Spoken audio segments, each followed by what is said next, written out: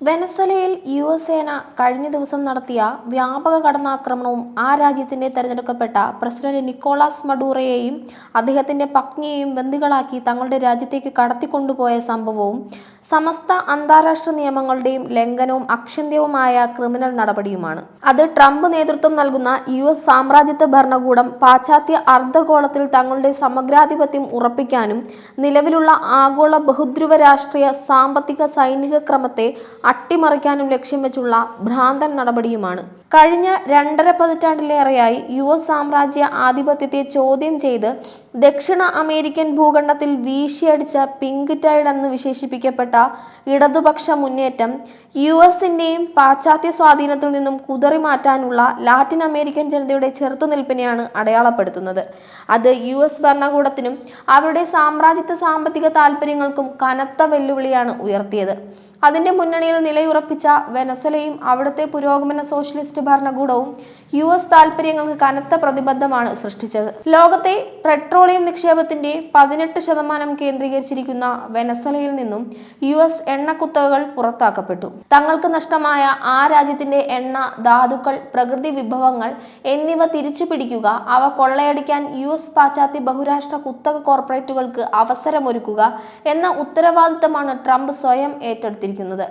ദക്ഷിണ അമേരിക്കയിൽ തങ്ങളുടെ പിടി അയയുകയും ചൈന, റഷ്യ തുടങ്ങിയ ആഗോള ശക്തികൾ പുതിയ രാഷ്ട്രീയ മാറ്റത്തിന്റെ പശ്ചാത്തലത്തിൽ ആ മേഖലയിലേക്ക് കടന്നു വരുന്നത് തടയുക എന്നതും ട്രംപ് ഭരണകൂടം ലക്ഷ്യമായി പ്രഖ്യാപിക്കുകയും ചെയ്തിരുന്നു. വെനസ്വലയുടെ എണ്ണ, പ്രകൃതി സമ്പത്തുകൾ കുത്തകൾക്ക് വേണ്ടി തിരിച്ചുപിടിക്കുക എന്നത് ട്രംപ് തന്റെ രാഷ്ട്രീയ ദൗത്യമായി ആദ്യമായി തെരഞ്ഞെടുക്കപ്പെട്ടപ്പോഴും ഇപ്പോൾ വീണ്ടും പ്രസിഡന്റായി അധികാരമേറ്റപ്പോഴും പ്രഖ്യാപിച്ചിരുന്നു. കഴിഞ്ഞ തെരഞ്ഞെടുപ്പിൽ ഈ ലക്ഷ്യത്തിനു വേണ്ടി പ്രവർത്തിക്കുമെന്ന വാഗ്ദാനത്തോടെ ട്രംപ് എണ്ണക്കുത്തകകളിൽ നിന്നും ഭീമമായ തുക കൈപ്പറ്റിയതായി ആ രാജ്യത്തെ മാധ്യമങ്ങൾ തന്നെ ആരോപിച്ചിരുന്നു.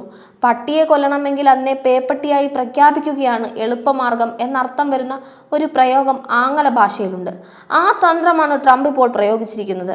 തന്റെ ആദ്യ ഭരണകാലത്തു തന്നെ മഡൂറോ ഒരു അന്താരാഷ്ട്ര മയക്കുമരുന്ന് സംഘത്തിന്റെ തലവനാണെന്ന് ട്രംപ് പ്രഖ്യാപിക്കുകയും തന്റെ ഭരണകൂടത്തിന്റെ സമ്പൂർണ്ണ നിയന്ത്രണത്തിലുള്ള നീതിന്യായ സംവിധാനത്തെ കൊണ്ട് അത് അംഗീകരിപ്പിക്കുകയും ചെയ്തിരുന്നു. ഇപ്പോൾ വീണ്ടും അധികാരം തിരിച്ചു കിട്ടിയതോടെ ആ ആഖ്യാനം പൊടിതട്ടിയെടുത്ത് പ്രയോഗിക്കുകയാണ് അയാൾ ചെയ്തിരിക്കുന്നത്. ലാറ്റിൻ അമേരിക്കയിൽ ഇപ്പോൾ തെല്ല് ദുർബലമായിരിക്കുന്ന ഇടതുപക്ഷ മുൻകൈയും പതിറ്റാണ്ടുകളായി തുടരുന്ന പാശ്ചാത്യ സാമ്പത്തിക ഉപരോധം വെനസ്വലയുടെ സമ്പദ്ഘടനയിൽ സൃഷ്ടിച്ചുള്ള പ്രതിസന്ധികളും മുതലെടുത്താണ് ലോകത്തെ ഏറ്റവും വലിയ സൈനിക ശക്തിയെ ഉപയോഗിച്ച് താരതമ്യേന ദുർബലമായ ഒരു പരമാധികാര രാഷ്ട്രത്തിനുമേൽ അതിക്രമത്തിന് മുതിർന്നത്. കഴിഞ്ഞ ദിവസം അരമണിക്കൂർ മാത്രം നീണ്ട വെനസ്വലയുടെ മേൽ നടന്ന ആക്രമണത്തിന് 150-ലധികം യുദ്ധവിമാനങ്ങളാണ് നിയോഗിക്കപ്പെട്ടത്. കഴിഞ്ഞ 1 മാസത്തിലധികമായി കരീബിയൻ കടൽ അപ്പാടെ അവരുടെ നിയന്ത്രണത്തിലാണ്. ട്രംപ് ഭരണകൂടം ശീതയുദ്ധത്തിനു ശേഷം ഒരിക്കൽ കൂടി ദക്ഷിണ അമേരിക്കയ്ക്കെതിരെ തങ്ങളുടെ പഴയ ലോക പോലീസ് കുപ്പായം എടുത്തണിഞ്ഞിരിക്കുന്നു. ഭരണമാറ്റമോ ജനാധിപത്യത്തിന്റെ പുനഃസ്ഥാപനമോ ഒന്നുമല്ല തന്റെ ലക്ഷ്യമെന്ന് പ്രഖ്യാപിക്കാനും ട്രംപ് മടിക്കുന്നില്ല. തന്റെ ലക്ഷ്യം വെനസ്വലയുടെയും ദക്ഷിണ അമേരിക്കയുടെയും മേലുള്ള ആധിപത്യവും അവരുടെ എണ്ണയടക്കമുള്ള പ്രകൃതി സമ്പത്തിന്റെ കൊള്ളയുമാണെന്ന് ട്രംപ് അർത്ഥശങ്കയ്ക്കിടമില്ലാത്ത വിധം വെളിപ്പെടുത്തി കഴിഞ്ഞിരിക്കുന്നു. നാളിതുവരെ വെനസ്വലയ്ക്കെതിരെ നടത്തിവന്ന സൈനിക നടപടികളിലൊന്നിലും ട്രംപ് ആരോപിക്കുന്ന വൻതോതിലുള്ള മയക്കുമരുന്ന് കടത്ത് തെളിയിക്കാവുന്ന യാതൊന്നും ലോകത്തിനു മുന്നിൽ വെക്കാൻ കഴിഞ്ഞിട്ടില്ല എന്നത് ശ്രദ്ധേയമാണ്. ട്രംപ് ആരോപിക്കുന്നത് പോലെ വെനസ്വല ഒരു മയക്കുമരുന്ന് ഉൽപാദക രാഷ്ട്രമോ അതിന്റെ കടത്തുതാവളമോ അല്ലെന്ന് പല പ്രമുഖ ആഗോള മാധ്യമങ്ങളും സാക്ഷ്യപ്പെടുത്തുന്നു. ഇറാഖിനും ലിബിയയും അടക്കം സൈനിക നടപടികൾ സ്വീകരിക്കുകയും നിരപരാധികളെ കൂട്ടക്കൊലക്കിരയാക്കുകയും ചെയ്തപ്പോഴൊന്നും അതിന് കാരണമായി ഉന്നയിച്ച ആരോപണങ്ങൾ ഒന്നുപോലും തെളിയിക്കാൻ ഈ സാമ്രാജ്യത്വ ആക്രമി ഭരണകൂടത്തിന് കഴിഞ്ഞിട്ടില്ല. ആ ചരിത്ര ദുരന്തങ്ങളുടെ പരിഹാസ്യമായ ആവർത്തനത്തിനാണ് ലോകം ഒരിക്കൽ കൂടി സാക്ഷ്യം വഹിക്കുന്നത്.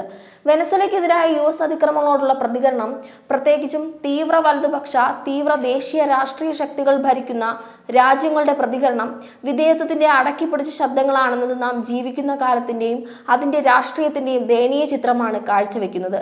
ഐക്യരാഷ്ട്രസഭയുടെ സുരക്ഷാ സമിതി ജനുവരി 5-ന് അടിയന്തര യോഗം വിളിച്ചിട്ടുണ്ട്.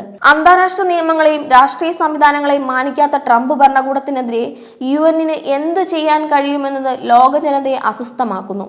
ഇന്ത്യൻ ഭരണകൂടത്തിന്റെ പ്രതികരണവും നിർവികാരമാണെന്നത് ആരെയും അത്ഭുതപ്പെടുത്തുന്നുമില്ല. സാമ്രാജ്യത്വത്തിനും അടിമത്തത്തിനുമെതിരായ ധീരോദാത്തമായ പോരാട്ടത്തിന്റെ പാരമ്പര്യമുള്ള ഒരു ജനതയെ നയിക്കുന്ന ഭരണകൂടത്തിൻ്റെതാണ് ഈ നിസ്സംഗത. ഒരു സ്വാതന്ത്ര്യ പരമാധികാര രാഷ്ട്രത്തിനു നേരെ നടന്ന ഭരണകൂട ഭീകരതയെയും തെമ്മാടിത്തരത്തെയും അപലപിക്കാൻ പോലും തന്റേടം നശിച്ച ഇന്ത്യൻ ഭരണകൂടം രാജ്യത്തെ ലോകത്തിനു മുന്നിൽ ലജ്ജിതരും അപമാനിതരുമാക്കുന്നു.